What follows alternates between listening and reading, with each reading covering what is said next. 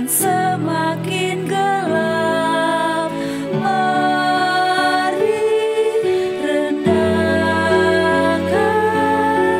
hati dan seluruh hidup, ikuti jejak Tuhanmu, jalani tobatmu dengan sungguh. Ya Tuhan, tolonglah. Ya Tuhan, tolonglah.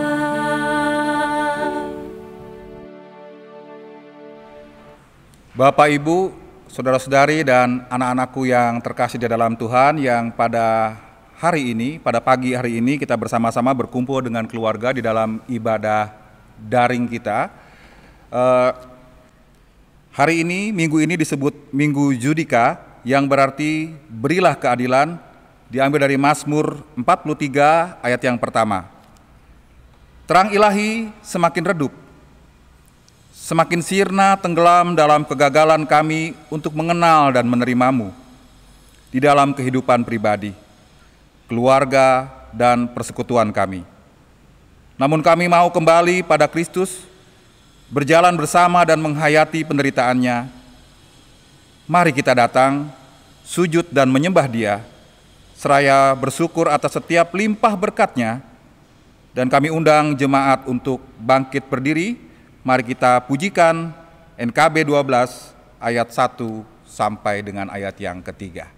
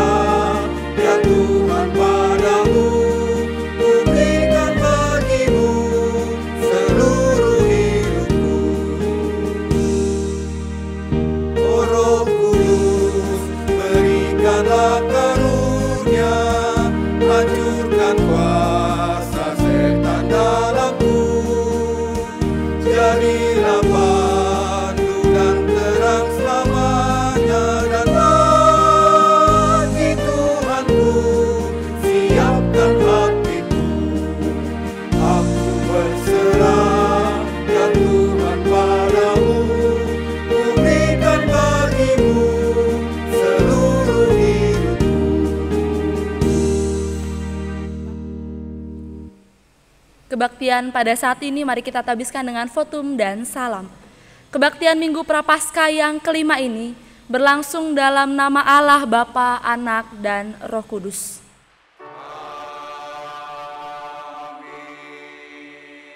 Damai sejahtera dari Allah beserta saudara sekalian. Kebaktian Minggu Prapaskah kelima ini akan disadarkan dengan nas pembimbing yang bertema pemulihan di mana dan bagaimana. Dengan nas pembimbing diambil dari Yeremia 30 ayat yang ke-18. Beginilah firman Tuhan. Sesungguhnya aku akan memulihkan keadaan kemah-kemah Yakub dan akan mengasihani tempat-tempat tinggalnya. Kota itu akan dibangun kembali di atas reruntuhannya, dan puri itu akan berdiri di tempatnya yang asli. Mari saya undang untuk jemaat, kita menyanyikan bagi Tuhan tak ada yang mustahil. Ku yakin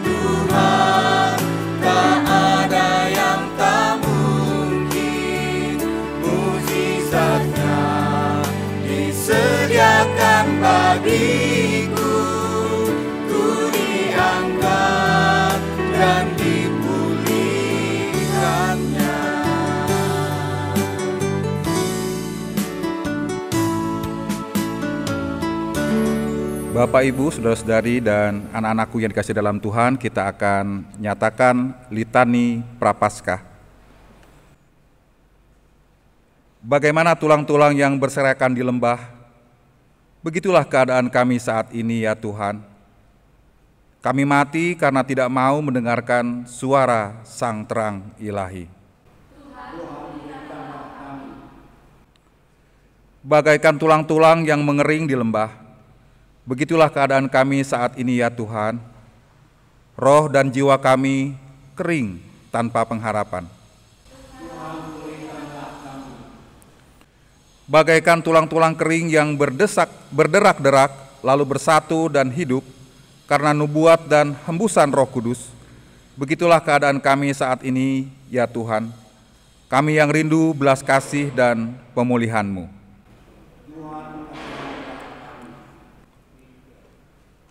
Bapak, Ibu, saudara-saudari, dan anak-anakku yang terkasih dalam Tuhan, saatnya kita merendahkan hati kita di dalam pengakuan dosa. Kita awali dengan saat teduh secara pribadi.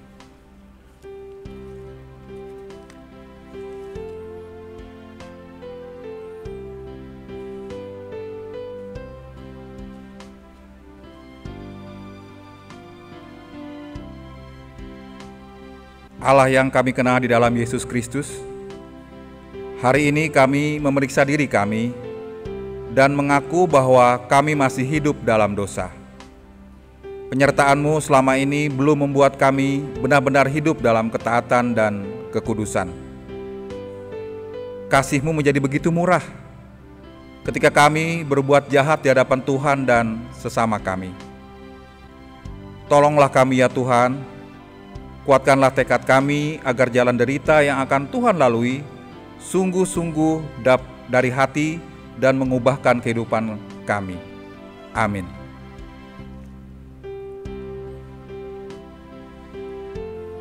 Jemaat, kita akan menyanyi dari Kidung Kabungahan 151 ayat 1 dan 3.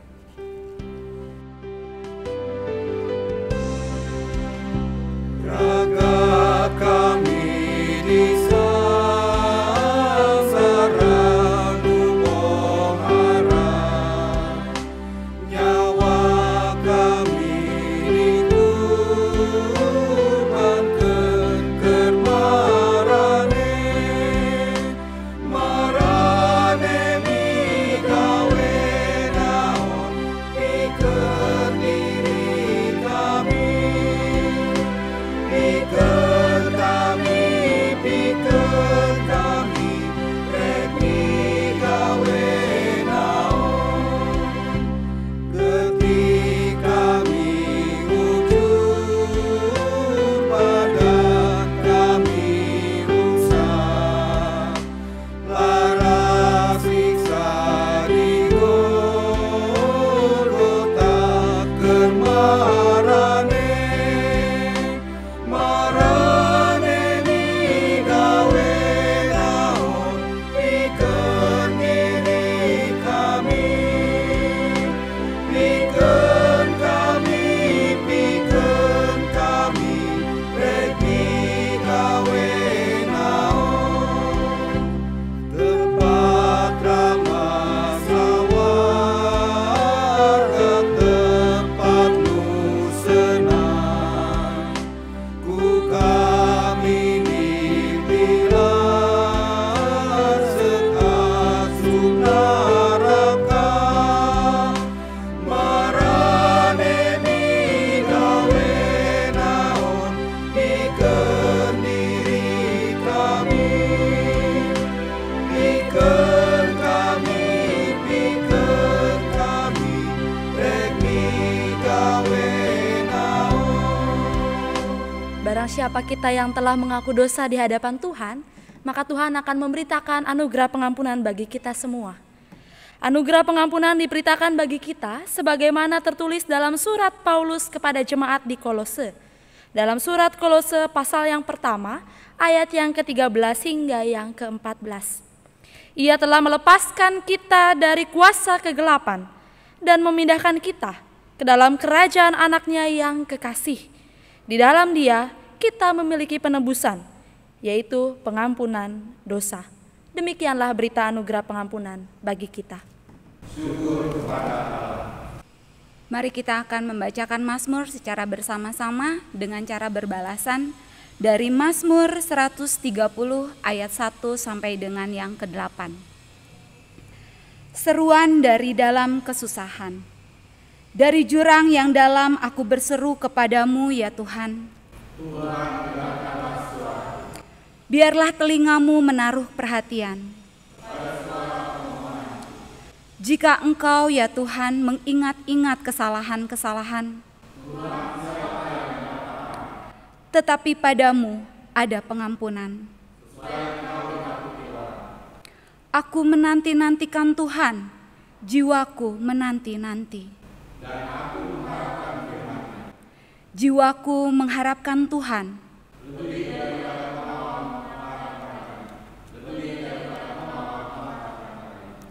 Berharaplah kepada Tuhan, hai Israel.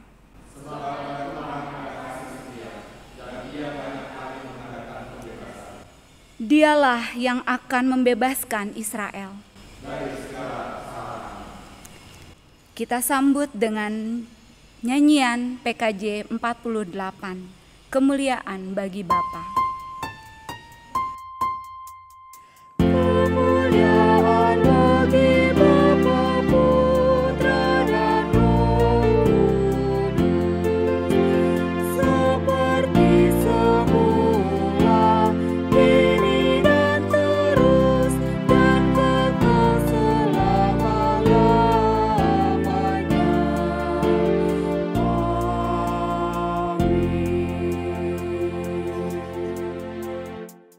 Mari Bapak Ibu yang terkasih dalam Tuhan Yesus Kristus, sebelum kita membaca dan juga merenungkan firman Tuhan, marilah kita bersatu hati di dalam doa. Kita berdoa. Bapa yang bertata dalam kerajaan surga, sungguh indah penyertaan dan kasih setiamu dalam kehidupan kami. Pada saat ini juga ya Bapa, kami diperkenankan kembali untuk menyatukan hati kami, merendahkan diri kami dalam sebuah persekutuan yang indah, yaitu untuk kembali memuji dan memuliakan nama-Mu. Dan di tengah kesempatan yang indah ini juga, kami diperkenankan untuk kembali membaca, merenungkan firman-Mu. Kiranya Engkau yang memampukan kami ya Bapa, untuk menghadirkan pemulihan bagi sesama kami.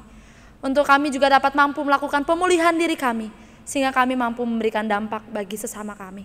Kiranya firman-Mu ini ya Bapa, mampu menguatkan langkah hidup kami, sehingga kami mampu berjalan dalam langkah yang baik. Berfirmanlah ya Bapa, karena kami telah siap untuk mendengar firman-Mu. Dalam nama Tuhan Yesus Sang Juru Selamat kami yang hidup. Amin. Bapak Ibu yang terkasih dalam Tuhan Yesus Kristus, pada saat ini kita akan kembali merenungkan firman Tuhan yang terambil dari Yehezkiel pasal yang ke-37, ayat yang pertama hingga yang ke-14. Beginilah firman Tuhan. Lalu kekuasaan Tuhan meliputi aku, dan Ia membawa aku keluar dengan perantaraan Roh-Nya, dan menempatkan aku di tengah-tengah lembah, dan lembah ini penuh dengan tulang-tulang. Ia membawa aku melihat tulang-tulang itu berkeliling-keliling, dan sungguh amat banyak bertaburan di lembah itu. Lihat, tulang-tulang itu amat kering. Lalu Ia berfirman kepadaku, hai anak manusia, dapatkah tulang-tulang ini dihidupkan kembali? Aku menjawab, ya Tuhan Allah, Engkaulah yang mengetahui. Lalu firman-Nya kepadaku, bernubuatlah mengenai tulang-tulang ini dan katakanlah kepadanya, hai tulang-tulang yang kering, dengarlah firman Tuhan. Beginilah firman Tuhan Allah kepada tulang-tulang ini. Aku memberi nafas hidup di dalammu supaya kamu hidup kembali. Aku akan membuat urat-urat padamu dan menumbuhkan daging padamu.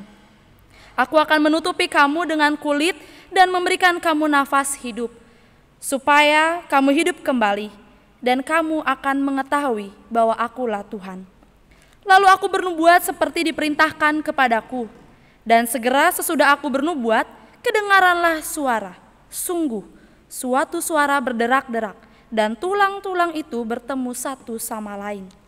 Sedang aku mengamat-amatinya, lihat, urat-urat ada dan daging tumbuh padanya. Kemudian kulit menutupinya, tetapi mereka belum bernafas. Maka firman-Nya kepadaku, bernubuatlah kepada nafas hidup itu, bernubuatlah. Hai anak manusia, dan katakanlah kepada nafas hidup itu, berfirmanlah Tuhan Allah. Hai nafas hidup, datanglah dari keempat penjuru angin, dan berembuslah ke dalam orang-orang yang terbunuh ini, supaya mereka hidup kembali. Lalu aku bernubuat seperti diperintahkannya kepadaku. Dan nafas hidup itu masuk di dalam mereka, sehingga mereka hidup kembali. Mereka menjejakkan kakinya, suatu tentara yang sangat besar. Firman-Nya kepadaku, hai anak manusia, tulang-tulang ini adalah seluruh kaum Israel. Sungguh, mereka sendiri mengatakan, tulang-tulang kami sudah menjadi kering, dan pengharapan kami sudah lenyap. Kami sudah hilang. Oleh sebab itu, bernubuatlah dan katakan kepada mereka, beginilah firman Tuhan Allah, sungguh, aku membuka kubur-kuburmu dan membangkitkan kamu, hai umatku, dari dalamnya, dan aku akan membawa kamu ke tanah Israel. Dan kamu akan mengetahui bahwa akulah Tuhan, pada saat aku membuka kubur-kuburmu dan membangkitkan kamu, hai umatku, dari dalamnya. Aku akan memberikan rohku ke dalammu, sehingga kamu hidup kembali. Dan aku akan membiarkan kamu tinggal di tanahmu. Dan kamu akan mengetahui bahwa aku Tuhan yang mengatakannya dan membuatnya. Demikianlah firman Tuhan. Yang berbahagialah setiap kita yang mau membaca dan juga merenungkan firman Tuhan, serta melakukan firman Tuhan di dalam kehidupan kita sehari-hari. Hosiana. Hosiana, Hosiana, Hosiana,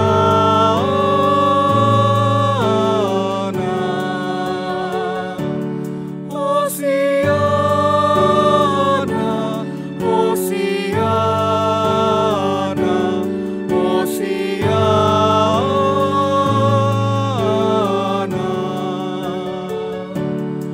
Hosiana,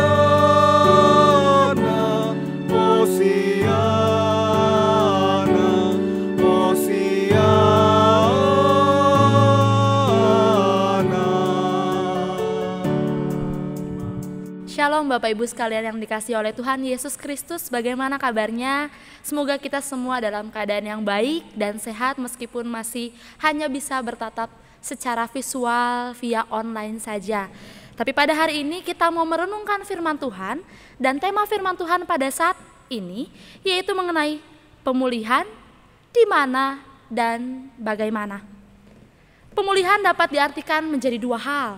Yang pertama, pemulihan itu diartikan sebagai sesuatu proses untuk mengembalikan ke bentuk semula.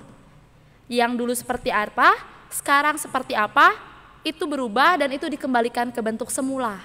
Dan yang kedua, pemulihan dapat diartikan sebagai proses memperbaiki. Kita lihat bahwa kondisi Indonesia pada saat ini cukup sangat gawat darurat mengenai virus Corona 19. Di mana sudah banyak korban yang berjatuhan, sudah banyak orang yang positif Corona 19, dan itu membuat kita berharap akan apa yang namanya pemulihan. Setiap warga negara Indonesia pada saat ini mengharapkan pemulihan, di mana biasanya kota Jakarta yang penuh dengan hiruk-pikuk, penuh dengan keramaian orang-orang beraktivitas, sekarang sepertinya lenyap di telan bumi, hilang tanpa kegiatan yang pasti. Semua daerah-daerah tempat keramaian pun mulai sepi. Ketika kita bicara soal pemulihan, maka kita berharap ada sesuatu yang kembali seperti semula. Jadi ketika pada saat ini semuanya sepi, sunyi dan lain sebagainya, ketika kita bicara soal pemulihan, kita bicara soal mengembalikan semuanya sehingga semuanya bisa beraktivitas seperti biasa. Dan itu pun terjadi kepada gereja. Pada saat ini, gereja, kita hanya bisa beribadah secara visual, hanya bisa menatap satu sisi, tidak bisa bertatap wajah secara langsung. Dan pada saat itu pula, kita juga membutuhkan pemulihan. Pemulihan yang seperti apa? Pemulihan di mana kita bisa bertatap muka lagi, pemulihan di mana kita bisa bercanda gurau lagi bersama dan lain sebagainya.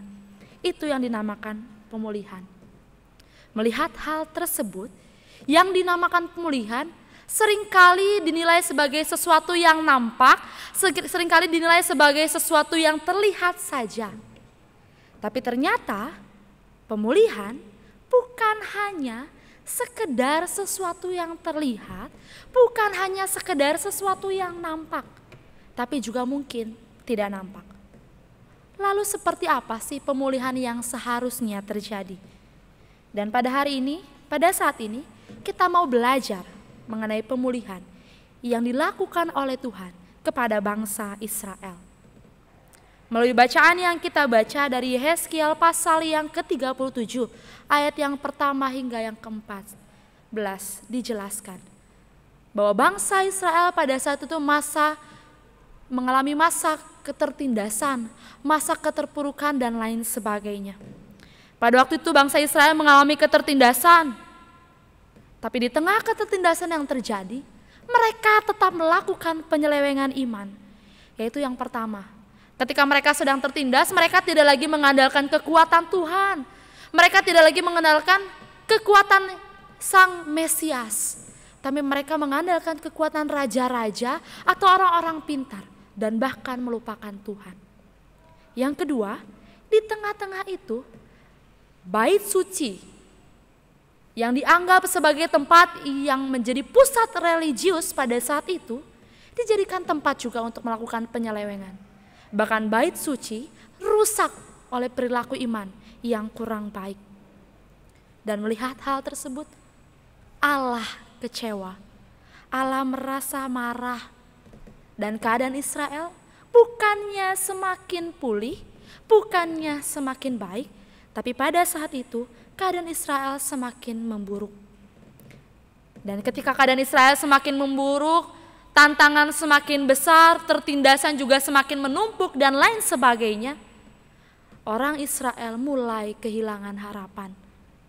Orang Israel mulai kehilangan masa depan mereka. Orang Israel mulai mati tanpa adanya lagi pengharapan kepada Tuhan. Lalu pada saat itu Allah hadir. Ketika Dia merasa kecewa kepada bangsa Israel, tapi itu tidak serta-merta membuat Allah berhenti bertindak. Itu tidak serta-merta membuat Allah berhenti berbuat kepada bangsa Israel. Tapi pada saat itu, bangsa Israel diberikan nubuat melalui Nabi Yehezkiel oleh Tuhan. Tuhan mengutus seorang nabi bernama Yehezkiel dan memberikan nubuatnya mengenai kebangkitan bangsa Israel. Bapak Ibu Saudara yang terkasih dalam Tuhan Yesus Kristus, nubuat yang disampaikan oleh Yehezkiel mengenai kebangkitan Israel ini bukan semata-mata nubuatan yang biasa-biasa saja. Nubuatan yang disampaikan oleh Nabi Yehezkiel ini bukanlah nubuatan yang standar-standar saja. Tapi nubuatan pemulihan yang disampaikan oleh Yesus Kristus melalui Nabi Yehezkiel adalah nubuatan yang sungguh luar biasa. Bapak Ibu Saudara yang terkasih dalam Tuhan Yesus Kristus, pada saat itu bangsa Israel di tengah keterpurukannya, di tengah ketertindasannya, di tengah tekanan yang cukup besar, mereka mengharapkan pemulihan. Pemulihan yang seperti apa sih yang mereka harapkan? Mereka menginginkan bait suci dibangun kembali menjadi baru. Yerusalem juga dibangun kembali menjadi baru. Mereka mengharapkan sesuatu yang nampak, sesuatu yang terlihat, yaitu bait suci dan Yerusalem yang baru. Tapi menariknya, Yehezkiel melalui nubuatannya yang disampaikan oleh firman Tuhan bukan hanya sekedar bait suci atau Yerusalem yang baru.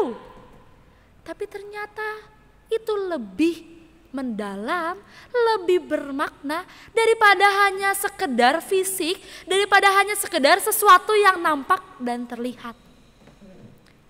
Oleh karena itu bicara soal pemulihan bukan bicara soal yang hanya nampak dan terlihat, tapi juga bicara soal yang tidak terlihat. Bicara soal pemulihan bukan bicara soal fisik, tapi juga bicara soal psikis yang mungkin tidak dapat dilihat oleh siapapun. Nubuatan kebangkitan Israel yang disampaikan oleh Yehezkiel adalah kebangkitan orang mati lembah yang penuh dengan tulang belulang manusia. Ketika bangsa Israel mengharapkan pemulihan Yerusalem dan bait suci yang baru, tapi Tuhan Allah hadir melalui firman-Nya dan nubuatannya melalui Nabi Yeskiel. Pemulihan Allah yang Allah maksudkan adalah Dia akan memulihkan kekeringan orang-orang Israel yang digambarkan sebagai tulang belulang yang berserak-serakan. Tulang belulang tanpa daging, tanpa urat, itulah yang digambarkan sebagai kekeringan. Bahkan dikatakan di firman Tuhan, tanpa nafas kehidupan. Tapi ketika itu, nubuatan Yeskiel yang disampaikan oleh firman Tuhan pada saat ini, pemulihan bukan hanya sekedar bangunan simbolik, tapi pemulihan yang Allah inginkan dan Allah lakukan adalah pemulihan mengenai kehidupannya itu sendiri. Di mana melalui Nabi Yeskiel kita dipanggil juga untuk melakukan pemulihan Allah, yaitu pemulihan kehidupan secara utuh.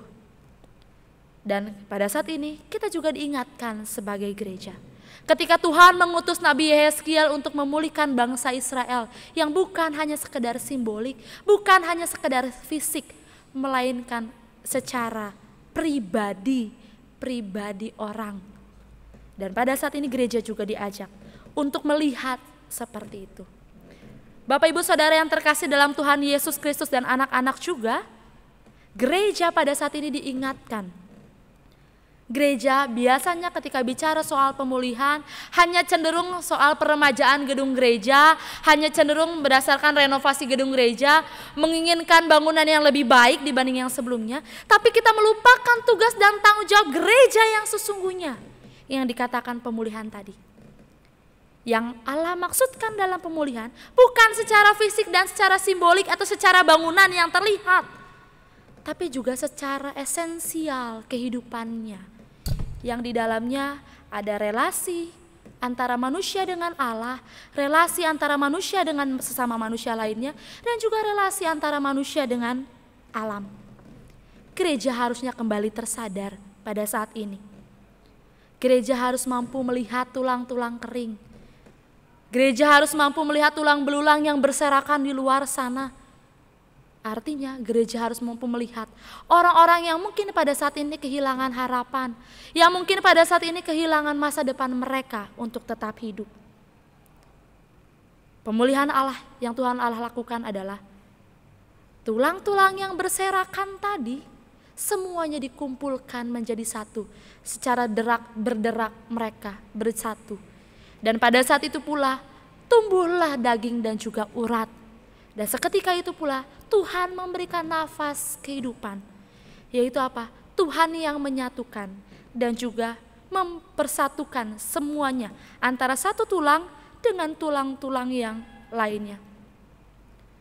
Bapak Ibu Saudara yang terkasih dalam Tuhan Yesus Kristus dan juga anak-anak, oleh sebab itu pemulihan Allah yang Allah maksudkan adalah bukan secara fisik, melainkan secara pembangunan kesadaran diri mengenai diri kita dan orang lain yang ternyata kita semua adalah bagian dari tubuh Kristus. Gereja diajak untuk berefleksi kembali mengenai kualitas relasi dengan Allah, sesama dan juga dengan alam.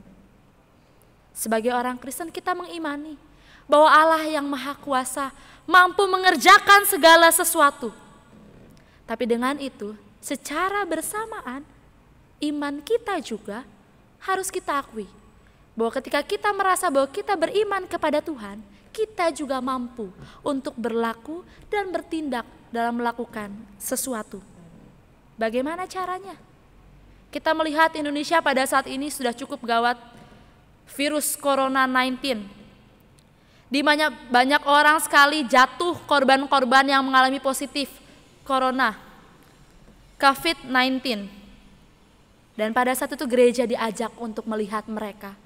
Mungkin para korban merasa bahwa mereka kehilangan harapan untuk hidup. Mereka merasa bahwa mereka tidak memiliki masa depan lagi. Mereka tidak bisa melanjutkan kehidupan mereka lagi. Dan pada saat itu gereja diajak untuk melihat mereka.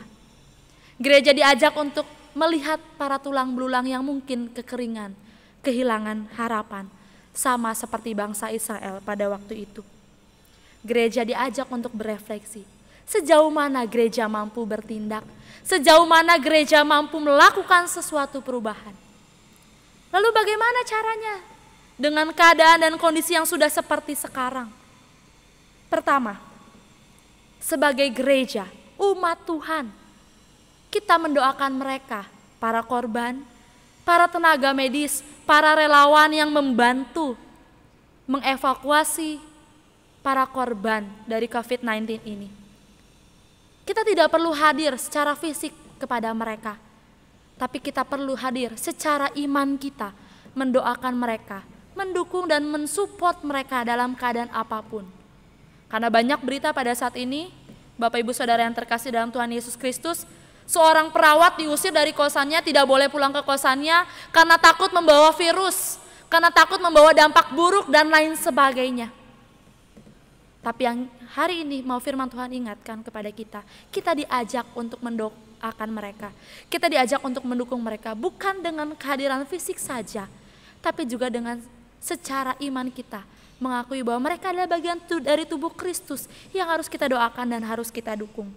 Yang kedua, kita harus memberikan semangat kepada mereka. Dengan cara yang seperti apa? Ketika pemerintah mengatakan bahwa kita harus tetap diam di rumah, beristirahat di rumah, bekerja di rumah, dan melakukan segala sesuatu di rumah, itulah yang harus kita lakukan. Karena apa? Karena itu adalah cara kita sebagai orang-orang Kristen beribadah secara online, bertatap wajah secara hanya visual saja. Itu adalah cara kita juga menjadi anak-anak yang mau melakukan pemulihan dan mau melihat tulang-tulang belulang yang kering di luar sana. Mereka tidak membutuhkan kita secara fisik saja, tapi juga mereka membutuhkan doa dan dukungan kita. Ketika kita sama-sama sebagai orang-orang Kristen bisa dengan diam bekerja di rumah, berarti kita juga membantu mereka untuk cepat dalam proses pemulihan dan memutus rantai virus COVID-19 ini. Sehingga para medis bisa sesegera mungkin menegaskan, menyelesaikan seluruh para korban yang sudah ada hingga pada saat ini. Bapak Ibu Saudara yang terkasih dalam Tuhan Yesus Kristus, pemulihan di mana dan bagaimana? Pemulihan di mana? Bukan hanya sesuatu yang nampak dan terlihat, tapi pemulihan adalah sesuatu yang mungkin juga tidak terlihat. Pemulihan yang dimaksud adalah bukan mengenai simbolik, bukan mengenai bangunan, bukan mengenai ritus dan seremonial. Tapi pemulihan itu adalah kehidupan itu sendiri, di mana di dalamnya ada relasi antara manusia dengan Allah, antara manusia dengan sesama manusia lainnya, dan juga manusia dengan alam. Oleh karena itu, pemulihan Allah adalah pemulihan di mana kita diajak untuk kembali menyadari bahwa kita, manusia, dan juga semesta ini yang seluruhnya ada dalam bagian dari semesta ini, bagian dari satu tubuh Kristus, di mana kita hadir untuk memulihkan dan juga bisa memberikan dampak yang baik buat orang lain. Di minggu lalu kita diingatkan untuk tidak menganggap remeh orang lain, para korban. Dan pada saat ini kita diingatkan, mereka bukanlah kaum berdosa, para korban bukanlah kaum terkutuk dan lain sebagainya. Tapi mereka adalah bagian dari tubuh Kristus yang harus sama-sama didukung dan sama-sama didoakan. Pemulihan di mana dan bagaimana? Pemulihan ada dalam diri kita sendiri secara kehidupan pribadi, persekutuan, maupun juga dalam kehidupan berbangsa dan bernegara. Kiranya Allah memulihkan kita, kiranya Allah juga memampukan kita untuk tetap terus menyadarkan kita bahwa kita tetap terus membutuhkan pemulihan dan menghadirkan pemulihan bagi orang-orang di luar sana. Sama seperti kita melihat tulang belulang yang mulai kehilangan harapan. Tuhan Yesus memberkati kita semua.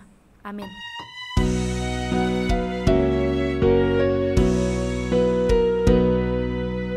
Sampai kapan engkau mengeluh, menggerutu hatimu kesal, tiada hidup tanpa keluh, selalu banyak duka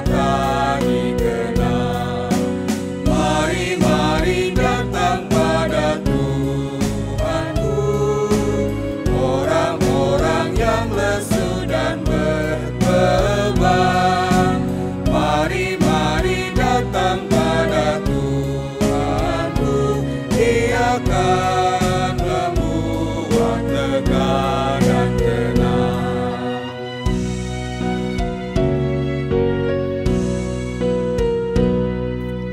Kalau hari-harimu kelam tanpa ada tujuan jelas, berikanlah tanganmu digenggam oleh Yesus, jangan sampai terlepas.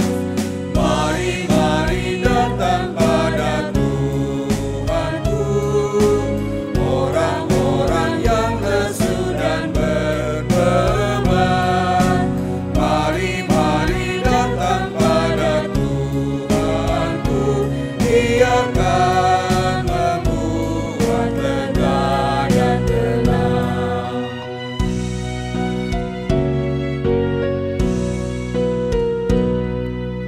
Jika duka datang menyerang, hidup nyaris tanpa harapan, tangan Tuhan selalu terentang, kau disambutkan tanpa bawa beban. Mari, mari datang pada Tuhanku, orang-orang yang lesu dan berbeban.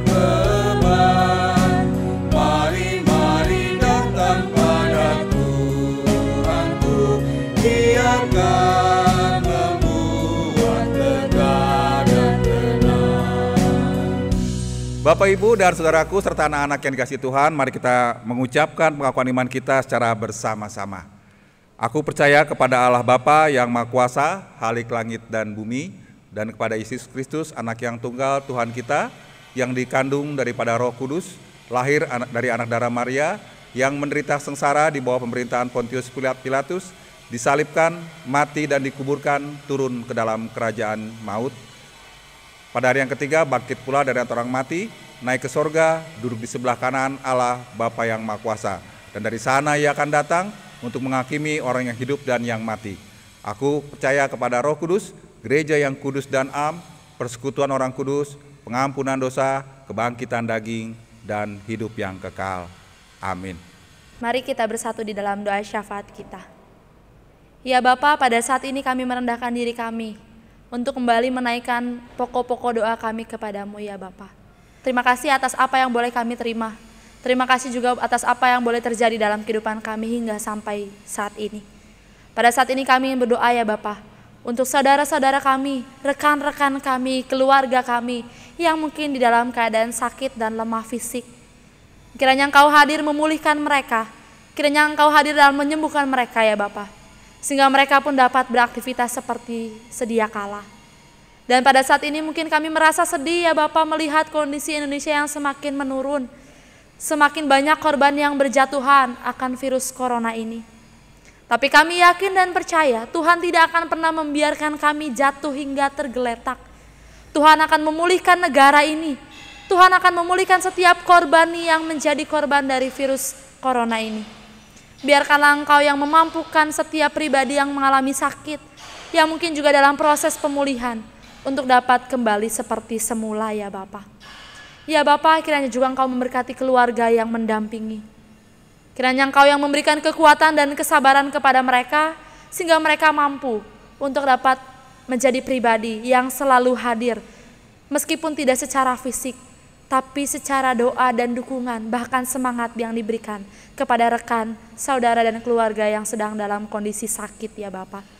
Pada saat ini juga kami untuk berdoa keluarga kami, orang tua kami yang dalam usia tuanya, kiranya Engkau juga memberkati. Sehingga di masa tuanya mereka juga boleh tetap merasakan sukacita, mereka boleh tetap merasakan kebahagiaan yang datangnya daripadamu. Mungkin banyak sekali berita yang mengatakan bahwa usia renta, usia tua sangat mudah sekali terinfeksi virus corona. Tapi kami yakin dan percaya ketika para orang tua kami, para keluarga kami yang sudah dalam usia lanjut, Engkau yang akan menjaga dan melindungi mereka, sehingga mereka akan tetap berada dalam keadaan yang baik-baik saja. Pada saat ini ya Bapa, kami juga ingin berdoa untuk anak-anak kami yang mungkin pada saat ini masih belajar di rumah, masih melakukan segala aktivitasnya di rumah.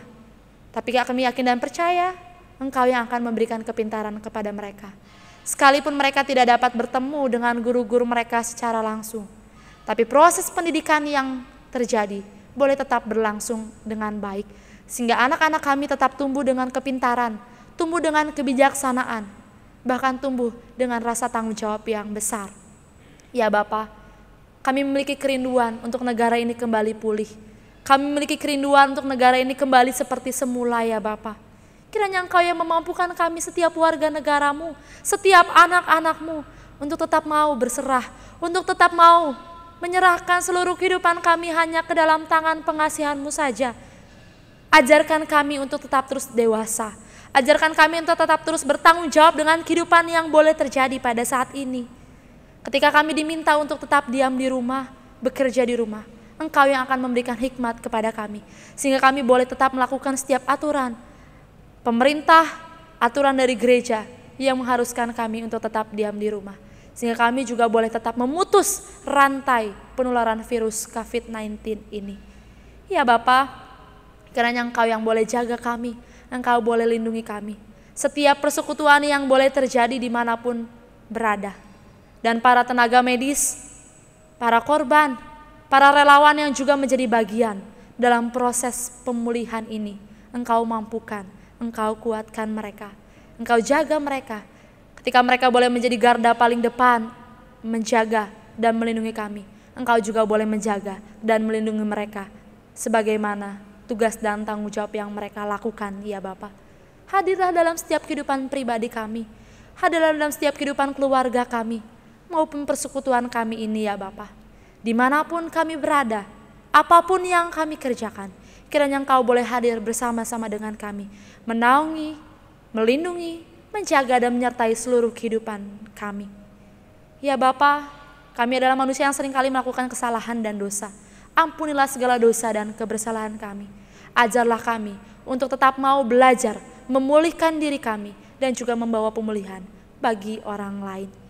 Ini kami ya Bapa, anak-anak-Mu, yang mau menyerahkan seluruh kehidupan kami, seluruh persekutuan kami, seluruh pribadi kami, hanya ke dalam tangan pengasihan-Mu saja. Dan dalam doa ini ya Bapa, kami juga ingin bersama-sama berdoa seperti doa yang Engkau ajarkan kepada kami. Bapa kami yang ada di surga, dikuduskanlah nama-Mu, datanglah kerajaan-Mu, jadilah kehendak-Mu di bumi seperti di surga.